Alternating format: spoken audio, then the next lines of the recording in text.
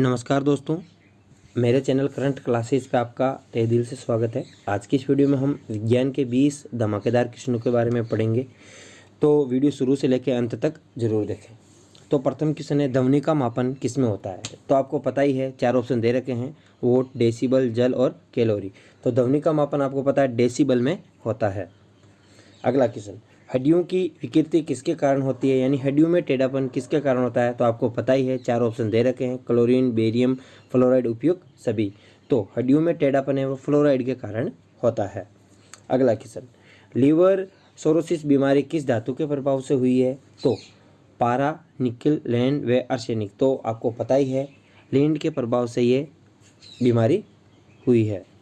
अगला question, Japan में मिनीमाटा बीमारी किस धातु के प्रभाव से हुई है? तो 4 ऑप्शन दे रखे हैं, पारा, निकिल, लैंड व आर्सेनिक। तो आपको पता ही है, जापान में मिनीमाटा बीमारी है वो पारा के प्रभाव से हुई है। अगला क्वेश्चन, वाहित मल में किस रोग के जीवाणु होंगे? तो वाहित मल में आपको पता ही है, कैंसर, श्वसन रोग, टाइफाइड, उपयुक्त सभी। तो वाहित मल में टाइफाइड के जीवाणु होंगे।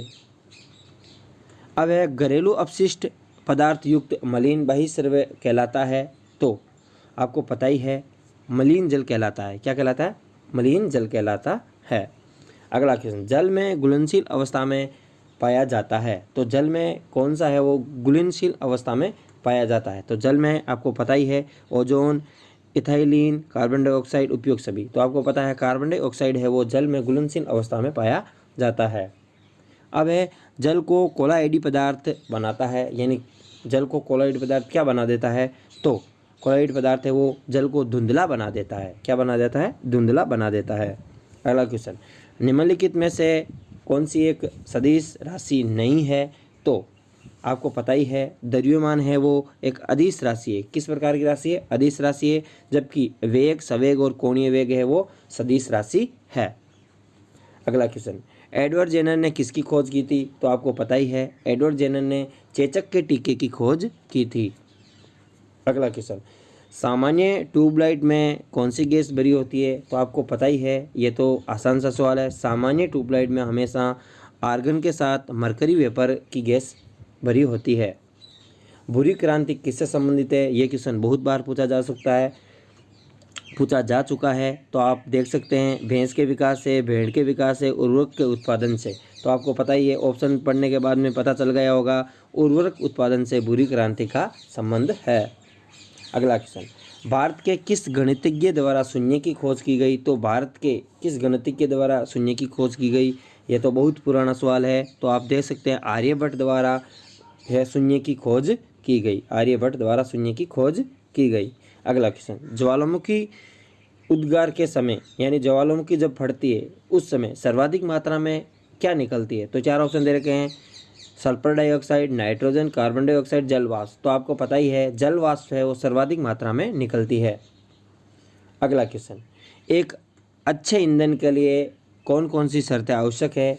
तो पढ़ लेते हैं। उसका ऊष्मीयमान उच्च होना चाहिए, ये सही है। उसे आसानी से दहनशील यानी ज्वलनशील होना चाहिए। उसका ज्वलन ताप उपयुक्त होना चाहिए। तो तीनों ऑप्शन इसमें सही है, यानी उपयुक्त सभी। अगला क्वेश्चन, क्वार्ट्ज किससे बनता है? तो ये बनता है कैल्शियम सिलिकेट से। किससे बनता है? कैल्शियम सिलिकेट से बनता है क्वार्ट्ज। अब है, रासायनों का सम्राट किसे कहा जाता है? तो रासायनों का सम्राट, किंग ऑफ केमिकल्स, तो सल्फ्यूरिक अम्ल को रासायनों का सम्राट कहा जाता है। अगला क्वेश्चन है, कम वाष्पशील उच्च क्वथनांक वाले जटिल उच्च हाइड्रोकार्बन का ताप द्वारा कम क्वथनांक वाले सरल हाइड्रोकार्बन में बदलने की प्रक्रिया क्या कहलाती है? तो बहुलीकरण, संघनन, भंजन और किण्वन। तो आपको पता ही है, भंजन कहलाती है। अगला क्वेश्चन, स्पंजों के शरीर पर पाए जाने वाले छोटे छोटे छिद्र क्या कहलाते हैं? तो आपको पता ही है, ओस्टिया कहलाते हैं। ओस्टिया कहलाते हैं। अब है, पेचिसिया अम्बिबोसिस के लिए उत्तरदायी प्रोटोजोआ कौन सा है? तो आपको पता ही है, एंट अम्बिबा इसके लिए जिम्मेदार